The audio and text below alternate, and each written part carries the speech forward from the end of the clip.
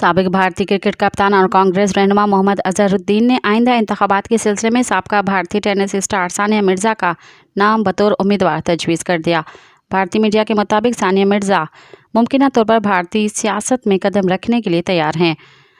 Money control के एक report के मुताबिक मुबैना तौर पर सानिया मिर्ज़ा आइंदा लोकसभा इंतखाबात में कांग्रेस की टिकट पर हैदराबाद से उम्मीदवार के तौर पर खड़ी हो रही हैं।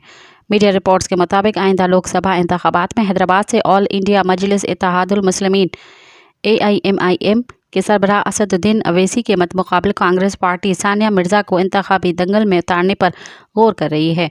ख्याल रहे कि सानिया मिर्ज़ा के इंतखाबात में हिस्सा लेने के हवाले से खबरें उस वक्त गर्दिश करने लगी जब गुज़िश्ता रोज़ Congress central election committee CAC ने 4 रियासतों गोवा, तेलंगाना, UP और झारखंड से अपने 18 उम्मीदवारों के नामों की मंजूरी के लिए इजलास मुनक़द किया था।